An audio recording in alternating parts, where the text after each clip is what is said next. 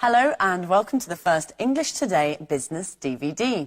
In our new story, On the Job, you'll meet two young career girls, and with them you'll learn about company life and the language you use in the workplace.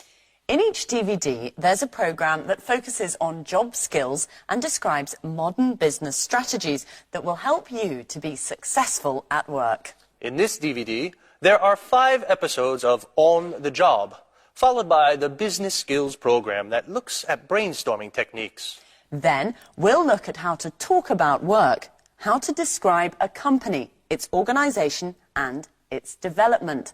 Finally, we'll look at how to talk about markets. So, enjoy your viewing.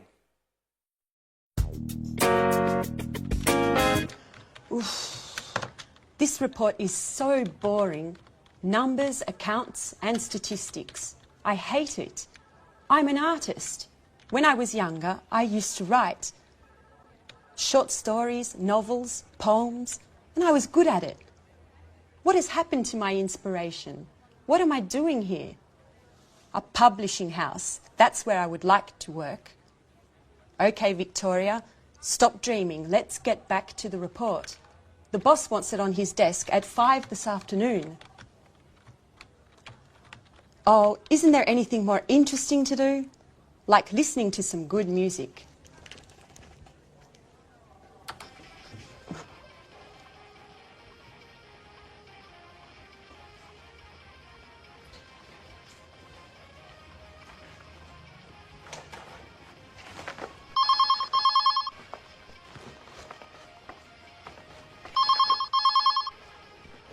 Telephone. Oh, the phone. Hello, this is Victoria Lee. Oh, Lucy, what can I do for you? No, I'm not busy. Well, actually, I am very busy. I have to write a boring report for the boss. Anyway, what is it? Is there a problem? What? Mr. Lewis wants to speak with me. Really? Yes, of course. Put him through. Good morning, Mr. Lewis. It's a pleasure to hear from you. How are you? I'm fine, sir. What can I do for you?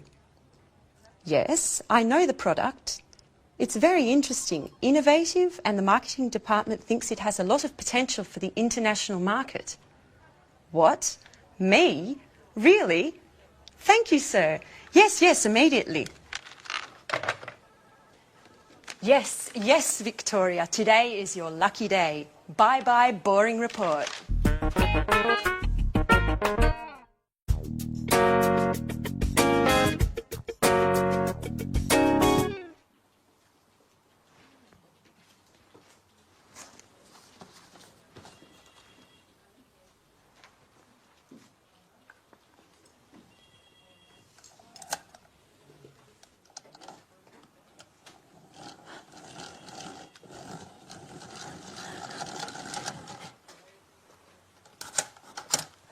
So, you are Anne Baxter. Yes, I am. I'm sorry. Really, I'm so sorry. Nice to meet you. I'm Mr. Stevens. How do you do? I'm so sorry, Mr. Stevens. Anne, please, sit down. It's all right. How are you today? I'm a little nervous. And this isn't a good start. That's all right. Well, Anne, where are you from? I'm English. I'm from Oxford. Great. A true Brit. Can you speak any other languages? French, German, Spanish? I can speak French, a little Spanish, and a few words of Italian. My sister is in Rome studying history of art at university. Okay. Very interesting. And can you use a computer? The internet? I'm not a genius with the computer, but I can use one. Great, Anne. I have your CV here, and I see you already work here. What do you do exactly? I do this and that. I usually work from home. I have an office in my room with a big desk and 2 chairs. And Fine. That's fine, Anne. Do you live alone? No, I share a flat with my Australian friend Alice. And there's a new flatmate now. His name is Jack. He's from New York. He's very nice. That's fine. That's fine. Great, and you're very well prepared. You have a good education, and you're very precise. You're just the person for this internship. Oh, thank you, Mr. Stevens. Thank you so much for this opportunity.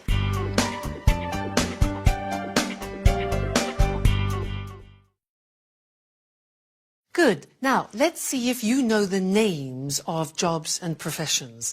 I will mime a job and a profession. You try and guess what it is. All right? Number one. What's this? What's my job?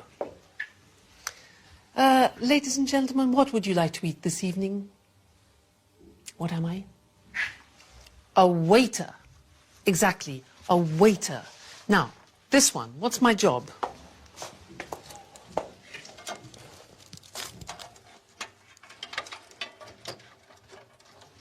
Difficult job. I'm a computer technician. A computer technician. Okay, next one. This one.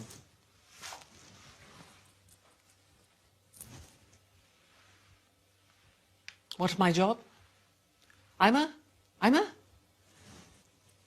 No, I'm not a policeman. I'm a policeman. A policeman. Be careful of the pronunciation. Next. What's my job?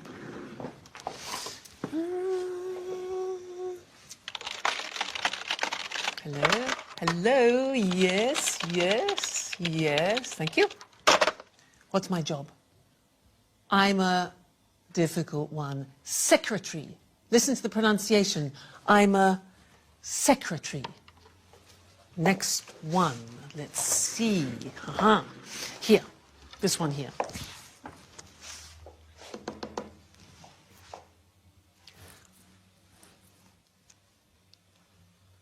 What's my job? I'm a conductor. I'm a conductor. All right, and this one here.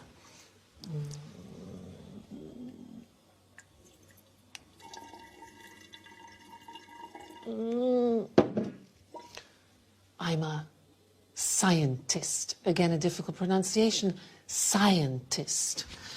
This one here. That's 78 for the chips, and then 20 for the chicken. That makes... that'll be €79, madam. Thank you. I'm a cash assistant. A cash assistant. All right. Next one. This one here. Follow me. You see this beautiful monument that we have in the city of Florence is the Duomo. What's my job? I'm a tourist guide. Listen to the pronunciation. I'm a tourist guide. This one, this is difficult. Ladies and gentlemen of the jury, I believe that this man is innocent. My job? I'm a lawyer. A lawyer. Next, this one.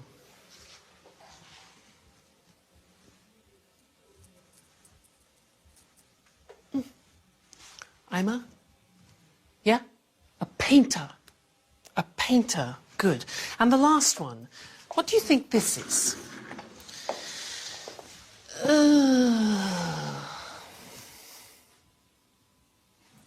I'm retired. I have no job. I'm retired. So, what's your job? What's your father's job? What's your mother's job? Well, let's look at the screen together and check the spelling and the pronunciation of the jobs we've just looked at. All right, so here's the screen. Good. The question is, what's your job? So, the first one, I'm a waiter. Where does a waiter work? Exactly, in a restaurant.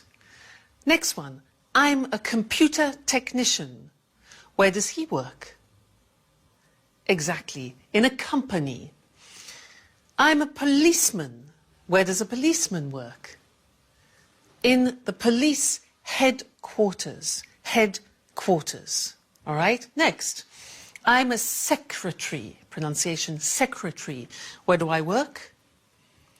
In an office. Okay? I'm a conductor. Where do I work? In the theatre. In the theatre. I'm a scientist. I work in a laboratory. A laboratory. Difficult pronunciation. Next. I'm a cash assistant. I work in a supermarket or in a shop. I'm a tourist guide. I work in a tourist centre. I'm a lawyer. I work in a law court. A law court. I'm a painter. I work in a studio. I'm retired. I don't work. I stay at home. Okay? Now, those are some different jobs and professions. Now, let's look at some of the questions that you can ask people about their jobs. Let's look at the screen again. You could ask, for example, do you enjoy, do you like your job? Or you could ask, do you have responsibility in your job? Or what about this? Do you have a good salary? Does your salary reflect your job? Or training, education. Do you attend training courses? Another one, this. Do you have promotion prospects? Promotion prospects. Another one, are the working conditions good? Are the working conditions good, like holidays, for example? Then, do you meet a lot of people? Do you meet a lot of people? And one more, is your job creative? Is your job creative? So those are the questions you can ask in conversation, talking about jobs. Good. Well, that's the end of the first lesson, and I look forward to seeing you in the second. Bye.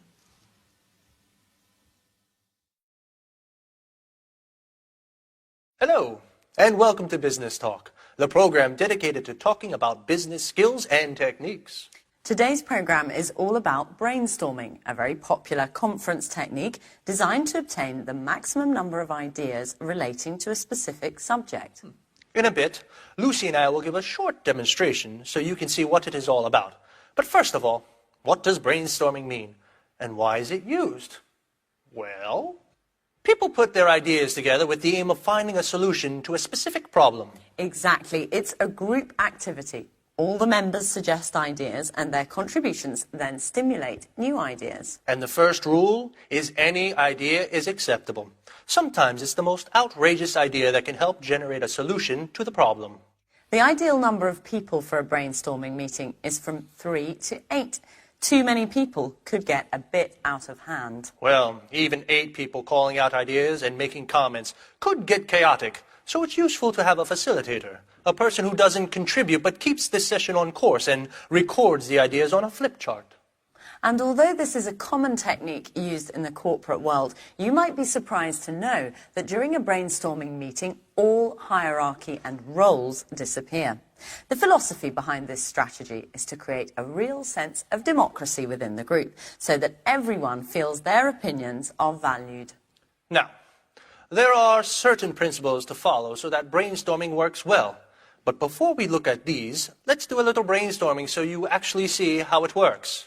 Okay, now there are only 2 of us, and there should really be 3 or more people in a brainstorming meeting, but this is just to give you an idea. So listen carefully to the language we use.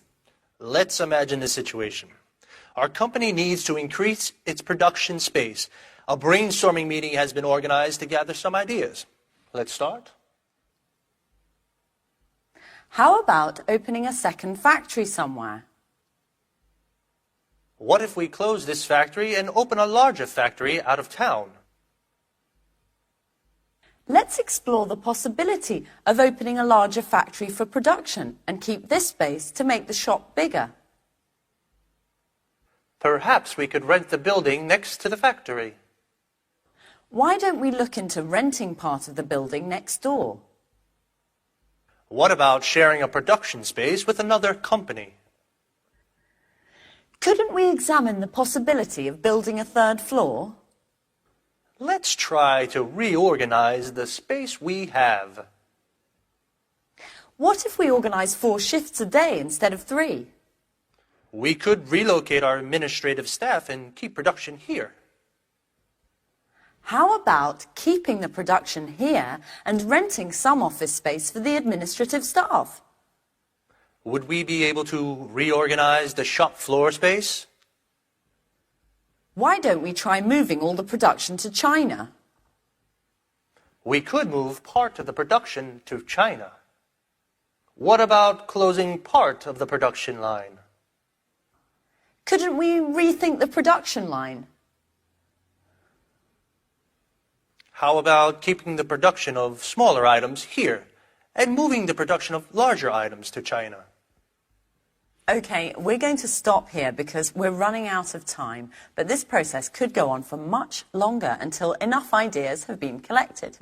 At this point, a short list is made of the best ideas so that they can be carefully evaluated by considering how each one would work in practice. So the aim is to conclude the brainstorming session with 1 or 2 good ideas that can be put into action and hopefully solve the problem. Did you notice how we didn't stop to judge or analyze the ideas as they came up? Well, that's because if each idea were to be discussed during the actual brainstorming, the ball would never get rolling and too much time would be wasted. Another thing you may have noticed is that Lucy came up with an idea that had nothing to do with increasing the production space. She suggested working 4 shifts instead of 3, which wouldn't solve the problem of space at all. Yes, remember, all ideas are accepted during the brainstorming process because although an idea may seem silly, it might instigate other ideas that could instead give rise to a solution. Yes, actually, you suggested something interesting after the apparently irrelevant idea I had. Well, I'm afraid our time is up for today. See you soon. Bye-bye. Now, as we said in the programme, the language you use to put forward your ideas during a brainstorming session is really important. So, what kind of language should you use for brainstorming? Clear, well-structured sentences, for example, are essential for this technique to be effective. And don't use any imperatives or rhetorical language. Remember, the aim is to create democracy within the group, and everyone should feel that their ideas are valued. Do you remember how we make suggestions? Let's, how about? These are the expressions we use in a brainstorming session. These expressions open the way to more suggestions and encourage other members to participate. Let's look at some of the structures we used during our brainstorming session. How about opening a second factory? What if we open a larger factory out of town? Perhaps we could rent the building next to the factory. Couldn't we build a third floor? Let's try to reorganize the space we have. Would we be able to reorganize the shop floor space? Why don't we try moving all the production to China? We could move part of the production to China. What about closing part of the production line? Notice how all these suggestions promote group collaboration. Brainstorming is a group activity, so it's important to make everyone feel part of a team. OK, now let's see if you've understood. I'm going to make some suggestions as though I were in a brainstorming meeting. And then we'll see which are tentative suggestions and which aren't. Ready? We could rent another factory. Let's build another floor. I think we should close part of the production line. How about moving production to China? Why don't we try relocating the administrative staff? In my opinion, we should open another factory. Couldn't we reorganize the space we have? So, of these 7 ideas, 2 are not actually suggestions. Which 2? Yes, the 2 that started with I think and in my opinion. It's essential that in brainstorming you don't try to assert your own opinion. What's important is to work as a team. Try to limit the use of I and use we instead. It's not easy when English isn't your first language, and you probably need to practice a couple of times for it to come naturally.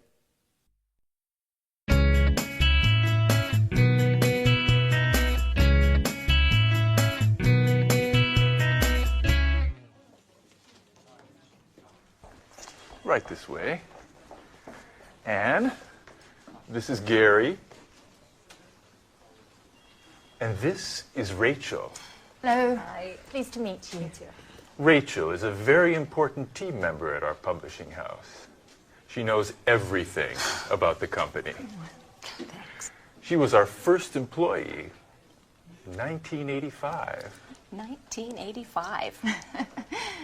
And she can answer any questions you may have. Okay, Anne, you're in good hands.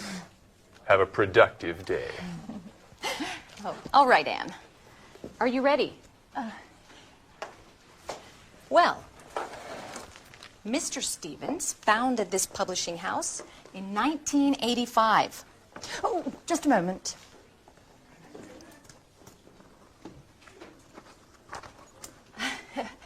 Okay. I'm ready now. Our first product was a children's book. It was very successful and sold more than 3 million copies. We had 20 different translations. Over time, the company changed and diversified, and we have now fiction, cookbooks, and tourist guides. Cookbooks and... I'm sorry, I didn't catch that. Tourist guides. We also have an encyclopedia of history and one of art history. Sometimes we publish economic texts, and our catalog with over 10,000 titles makes us one of the most important publishers in the country. 10,000.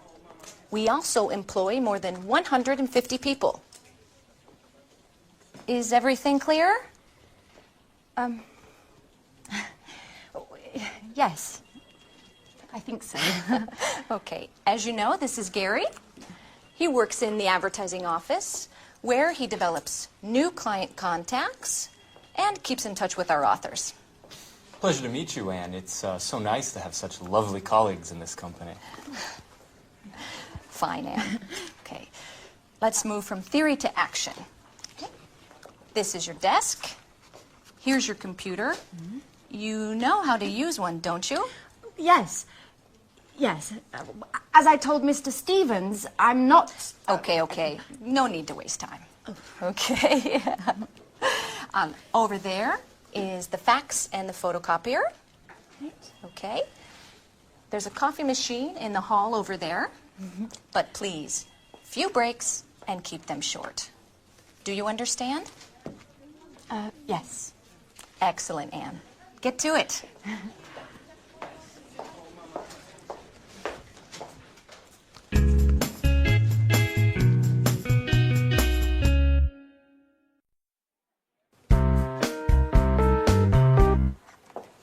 Oh, good morning, Mr. Chang. Excuse me, I was just rearranging my office. Take a seat, please. Thank you. It looks very nice here. Thank you.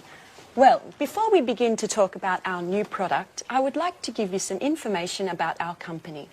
Speedmaster Spectre is a multinational company which specialises in well-designed, high-tech sporting goods. Founded in Los Angeles in 1995, we now have 15 branches worldwide. That's very interesting, Mrs. Lee. How much is your company's revenue? Over the past few years, Speedmaster Spectre's revenue has grown impressively. Today we have a turnover of more than 60 million euros of revenue. Our revenues abroad amount to more than 50% of that total. Very impressive. And what are your target markets? We have product lines for men, women and children with gear covering head to toe. Our brand is synonymous with reliability. Speedmaster Spectre is trusted around the world and we are considered one of the leaders in our sector. Great. So, what can you tell me about this new product? This is a revolutionary new tennis shoe. It's extremely durable thanks to our high-quality materials. We're interested in the Southeast Asian market. We believe that these shoes are the right product for that market. And where are they manufactured? Right, that's our strength. We have factories that meet all work standards and regulations in the countries we would like to target. And what is your role, Mrs. Lee? In the past, I was responsible for the Southern European market. Just last week, I took on a new role to test and distribute our products into the Chinese market. It's a very challenging position. That could deliver positive results. Together we can do great things, Mrs. Lee.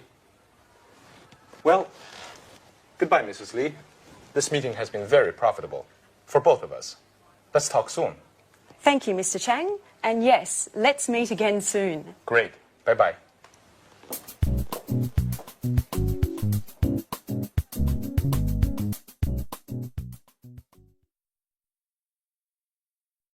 Now, we just saw Victoria doing a presentation of her company, Spectre, and I would like to look at the questions that we usually ask about companies. Let's look at those together on the screen.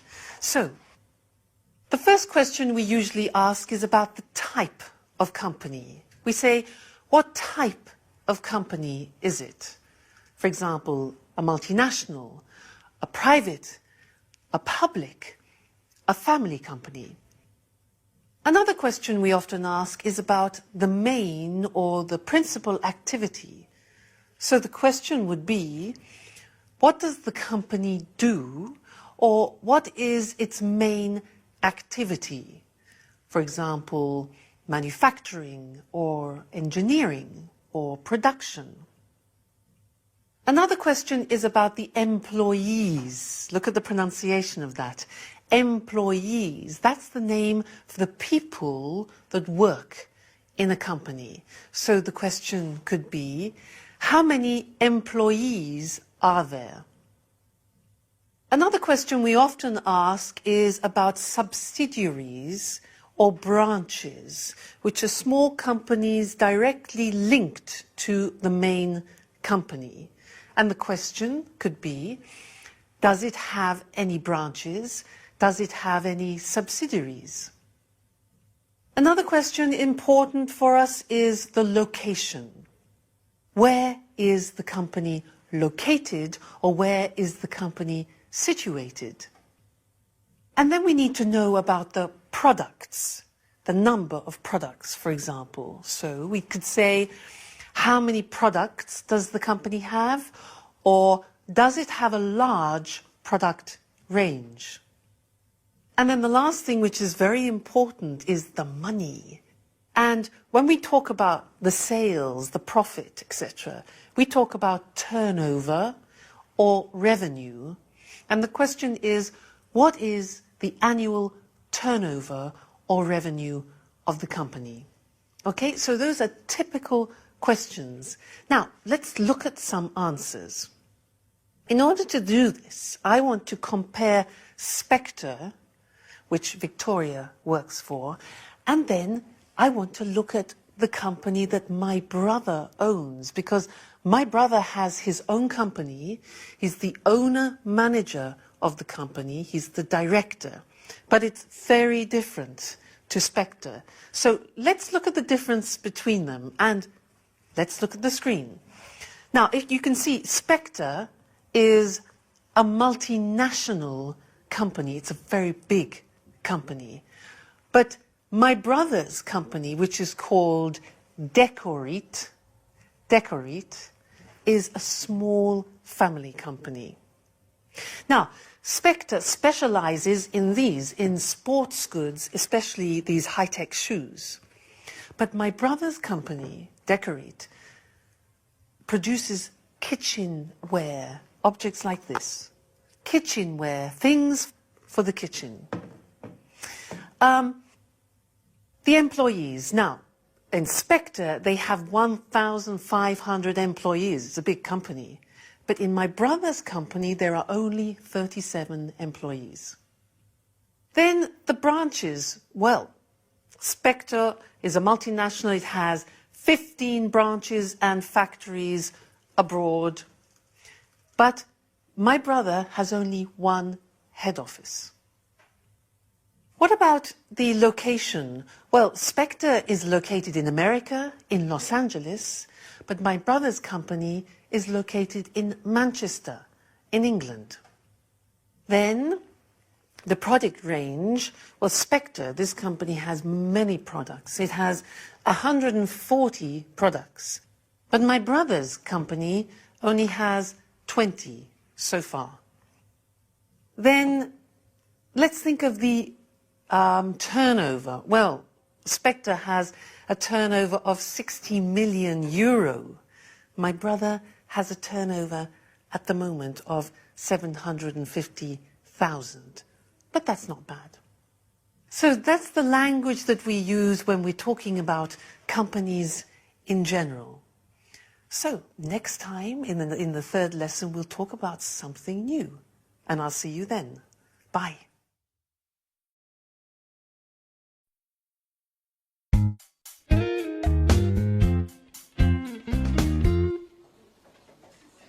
Good morning.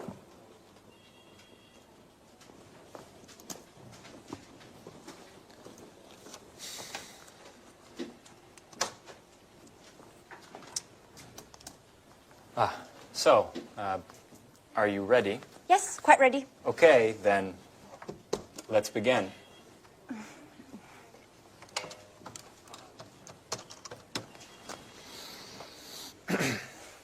Hello, my name is Gary Reynolds from Pilgrim Publishing. May I speak to Mr. Jones? Mrs. Jones, how are you? And how is that wonderful apple pie of yours? I'm fine, thanks. Certainly, I'll hold. With a wink and a nudge, you can get whatever you want, even imaginary apple pie. This author is too important for us. Right.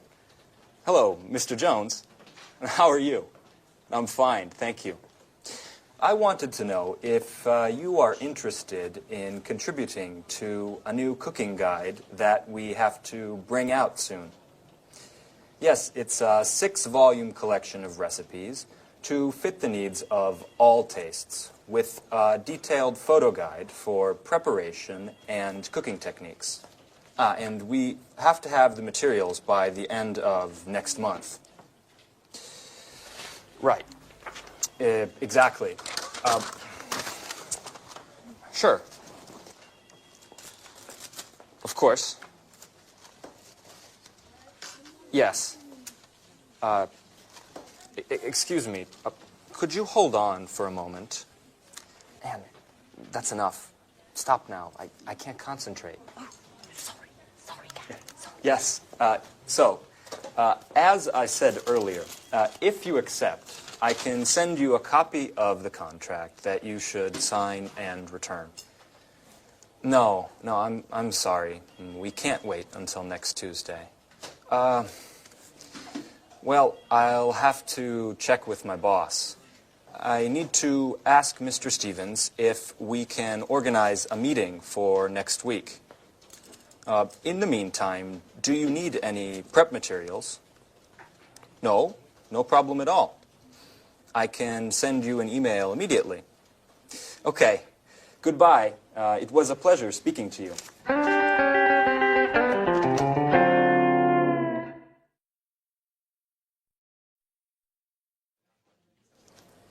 Do you always have to take notes? Yes, I do. I have to learn as much as I can, and there's so much to learn. I study my notes every evening. What a model colleague. You're so serious, so diligent, and an absolute nut about cleaning. Truly an asset to this company. You're making fun of me. No, of course not. It's such a shame. Such beautiful eyes shouldn't only read all the time. Come on, Gary, stop it. Let's get back to work. Okay. I mustn't pay you any compliments then. So, Ms. Baxter, can you give me the notes from my conversation with Mr. Jones? Okay. So, you said to Mr. Jones that... Oh, I have to start from the beginning, right? Anne, calm down. It's not an exam. I know what we should do. You should try a telephone call. Me? Oh, no. No, I'm not ready yet. Sure you are. It's not that difficult. Okay. Here, Who do we have to call next? try to call Mr. Clifford. All right.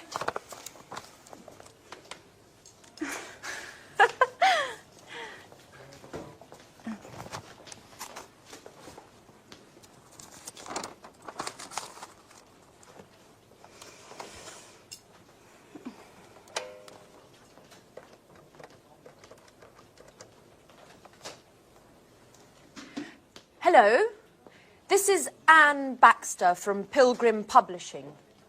Please may I speak to Mr. Clifford? Oh, I see.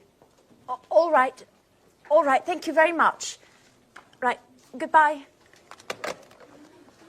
Well, what happened? Well, Come on, tell me.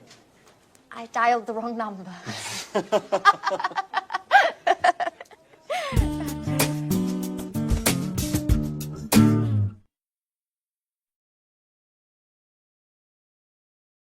Good. Now, let's look at company organization.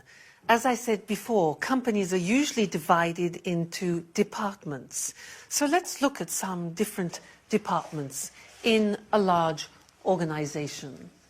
For example, you can have human resources. Now, human resources is usually personnel, it's training. Training is like education, and it's wages and salaries. Human resources. Another department is finance. Now, in finance, you usually have the areas of purchasing, which is buying things, also customer accounts and other financial services. The next department is production. Now, in this particular department, you have producing the goods, you check the quality, you do the packaging, and you distribute the goods to customers. That's production. And the last one we're going to look at is marketing. And in marketing, you advertise the product and you organize sales. So, here they are: human resources, finance, production, and marketing. Now it's your turn. I am going to describe some activities in these departments, and you must decide which of the department the activity is in, okay? I'll give you an example. For example, which department recruits staff? Recruits, that's a difficult verb, takes on staff. Which one? Human resources, finance, production, marketing. Exactly, human resources. Now, you go. Which department creates an image? Creates an image. Marketing. Good. Next one. Which department manufactures and produces the goods? Oh, that's easy. Production. All right. Next one. Which department, very important, pays salaries? Salaries. Human resources, exactly. Next one. Which of these departments packs the goods in boxes and in crates? Which packs the goods? Packaging. No. Marketing, no. Production, exactly. It's production. All right. Next one. Which of these prepares invoices? Now, do you know invoices? Invoices are like the bills that you send to customers or suppliers. Which one? That's a job for finance, exactly. Next one. Which department checks the quality of the goods? The quality? Marketing? No. Production, that's it. Good. Next one. Who trains the staff? Who teaches the staff? Who organizes courses? Yeah. Human resources, all right? Now, who dispatches the products? Dispatches, that sends the products. Which one? It is production, actually. It's production. This is easy. Which one designs an advertising campaign? An advertising campaign, obvious. Marketing. Okay. Who does the budget, taxes, and investment? Clear, yeah? That's finance. Finance department, taxes. Now, who purchases? That's a difficult verb. Who purchases? That means buys. Who purchases supplies? Who purchases things for the company? Which one do you think? Marketing, production, human resources? Well, actually, it's finance. Finance. They purchase. And the last one, who plans the method of sales, the method of selling it to the public? Human resources, finance, production, marketing? Marketing. Fantastic. So good. So there you have an idea of 4 of the most important departments that you find in large organizations. Well, that's all for now, and I look forward to seeing you in the next DVD for some more Business English. So goodbye for now.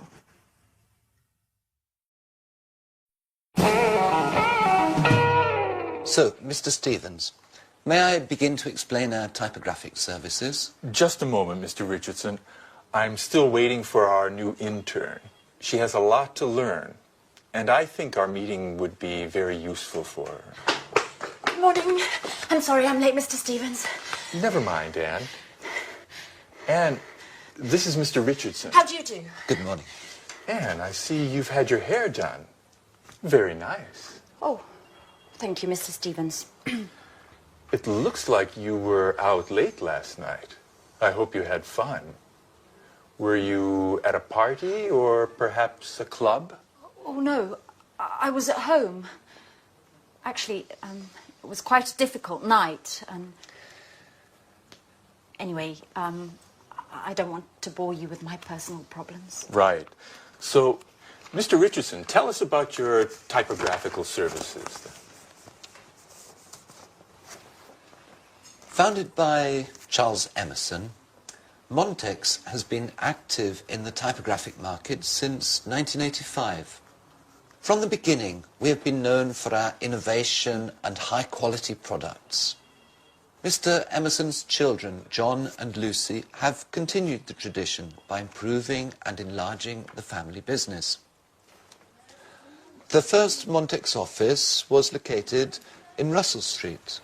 Oh, Russell Street! That's where the flower market is. I went there just the other day and bought 2 beautiful yellow orchids. I'm sorry.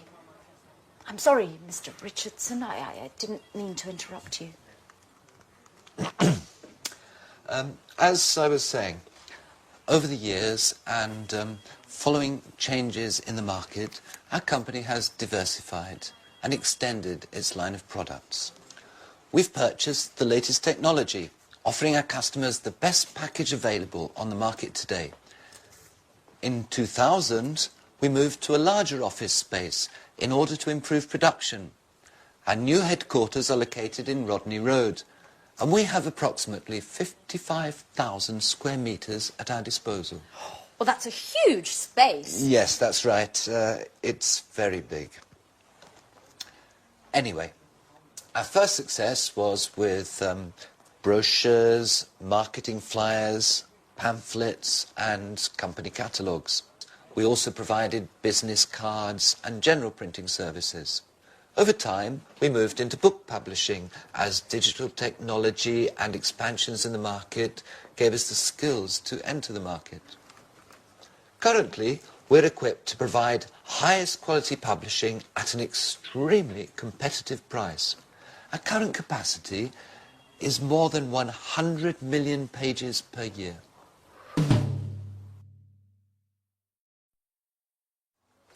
So, Anne, have you understood everything? Would you like to sum up what Mr. Richardson has said? Me? Yes. Could you? Oh, all right. I'll try. Established in 1985 by Charles Emerson, Montex has successfully grown and adapted to changing client needs. In 2000, the company transferred to Rodney Road, where, thanks to cutting-edge equipment capable of high volume, it has optimized its production and extended its offerings, specializing in the publishing sector. Currently, it provides top-quality printing at extremely attractive pricing. Well done, Anne. You have a great ability to summarize. You know, Mr. Richardson, we aren't very pleased with our current typographers. They don't meet deadlines. Professionalism, efficiency and punctuality are the keys to our success. Do you know that in just a few years the number of Montex clients has grown by 100%? And what sort of printing do you principally use? Digital printing and offset printing in the case of high density needs. What? Offset printing? Young lady, you work for a publishing house and you don't know what offset printing is? No, sir. I'm afraid I don't. Is it important? Anne, offset printing is the classic way in which a graphic project done on a computer is converted to the final printed page. I get it. I get it. Well, it is important. It's extremely important. What an idiot I must seem. I basically told you I have no technological know-how. You know, Mr. Stevens, I am studying the editor's manual that you gave me, but I haven't got to the letter O yet.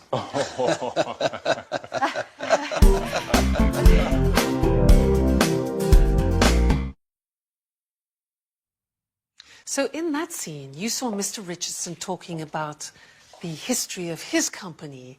Now, to help you understand the language, I would like to talk to you about my brother, because he has a company of his own, which he opened in 1993. And it's really interesting, because one day when he was in a cafe with a friend of his, he had an idea. They were sitting at a table, and between them they had an object, something like this. It was transparent with petals inside it. And he thought, well, wouldn't it be fantastic if they could fix that idea? So what he did is he designed a prototype. This is the example. And he made the first prototype of plexiglass. And you can see inside there are real natural objects in the plexiglass. Then he did some market research to see if people would like objects like this. And he found some potential customers. So then he looked for some suppliers, people who would sell him the plexiglass. Then he needed the money.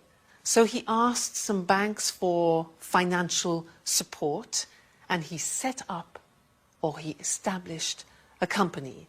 He formed a partnership with his friend, and then he invented a name. Now, the name of the company is Decorit.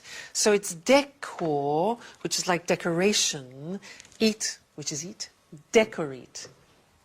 Then he rented an office, he hired a secretary for administration, and he launched the first product. Now, that was in 1993, and the company has now developed a lot. And let's look on the screen, because it's interesting. When you talk about company history, you use the simple past tense. But when you talk about how a company develops, we move into the present perfect. Now, let's look at the screen and see how my brother's company has developed. Well, the company has grown. It has expanded. And the sales has increased a lot. Sales have increased a lot. Now, they needed more people, so they have taken on new staff. Probably about 7 or 8 new people. Then equipment. They have purchased new equipment because there's more production. Then the product range has developed. It has diversified, so you have more types of product than before. This was the prototype, and these are other examples. This plate here is another example of the products they have developed. So, product range has developed. Then the client base, well, they have increased now, and they have more distributors. That's good. The market now has extended from England to the whole of Europe. And as you see, investment, they have invested more in advertising and promoting the products. Then they've moved to bigger offices, the premises are much larger, and they have opened a subsidiary in France. So the company is doing really well. So that's some of the language to talk about company history and how a company expands. Good.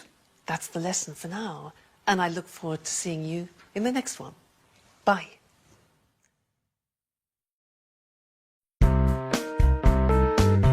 We're meeting here today to show Mr. Chang our new Smarty tennis shoes.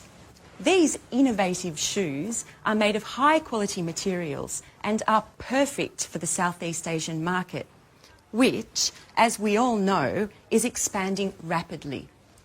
We're especially interested in the Chinese market, which is growing at a pace much faster than the rest of the world. Excuse me for a moment. Henry? Hi. I'm sorry, but I'm in a meeting right now. Let's talk later, okay? All right, tell me, but hurry up. No, Henry, I never told John he could watch TV all day. He must have misunderstood. All I said was that he can watch all the TV he wants, but only after doing his homework. This really isn't the right moment, Henry. I'm sorry. Can we continue this conversation later on this evening? Pardon the interruption. Now, as I was saying... Excuse me, Victoria, but do you think this is the right product for the Chinese market? I think that before we export Smart in the Southeast Asian market, we need to take a close look at the local competition and the market's tasters in the sector. Excellent observation, Paul. We've actually already done market research, and as Mr. Chang can confirm, demand for sporting goods in China has grown by 50% over the past 10 years. Far Eastern consumers are increasingly interested in the latest fashion. They have become the most demanding consumers of fashion and quality in the world. Isn't that right, Mr. Chang? Oh, yes. Your fashions have reached our shores. Fashion is law, especially for young consumers. In fact, purchases are driven more by trends than by the actual products. And what about the competition, Victoria? It's a well-known fact that labor costs are lower in China, and the shoes produced in China are much more cost competitive than in Europe. Right again, Paul. However, our shoes are manufactured with high quality materials that target an upper level segment of the market. This market segment is quite happy to spend more on products that are well equipped, last longer and are of a higher quality.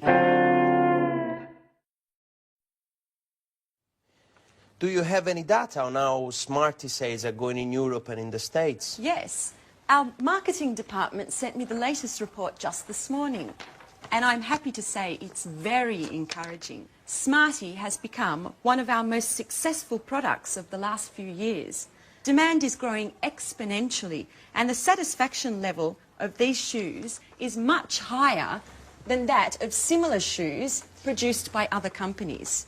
In fact, Smarty shoes are considered one of the most durable, the most functional, and, most importantly, the most popular amongst the youth market.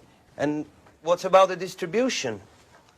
It's a very important aspect that we shouldn't underestimate. Yes, Mr. Chang is here to help clarify this issue for us.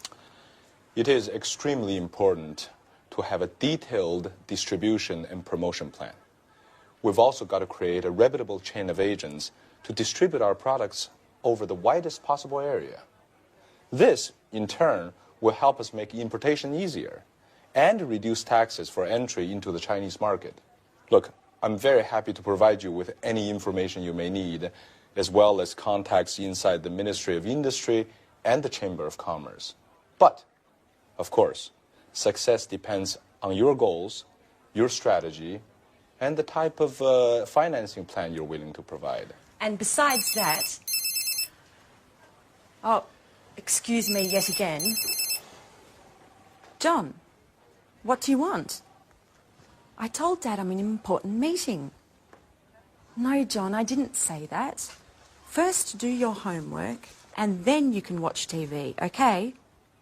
And listen to me. I don't care if your friends aren't studying today just because it's a holiday tomorrow. Do you understand? Tomorrow we're going to see your grandparents, so you have to study today. That's enough of this story, John. No, that's not true. I'm a good mother, and I love you. But it doesn't mean I don't have the right to tell you what to do. Listen, I don't want to talk about this anymore. Goodbye. Pardon me, just a little domestic problem. Well, yes, Mrs. Lee. We all know that kids cause more problems than work. Ah, you're right, Mr. Chang. Kids, anyone who understands them is a genius.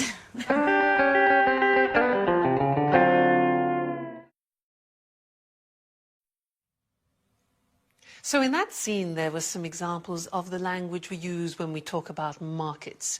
To help us understand that language more, let's go to the computer and see it. So, if a company wants to go into a new market, we talk about it as entering a market or even penetrating a market. Now, if a market has been there for a while, we say that the market is established or it's well established. But often, markets change. If they improve, we talk about the market situation growing or increasing. But if the opposite happens, we say that the market shrinks, it's shrinking, or it's decreasing. However, if we find a change which is uneven, we say that the market is fluctuating, that it's changing. Or, if there is no change, we talk about the market as being stable.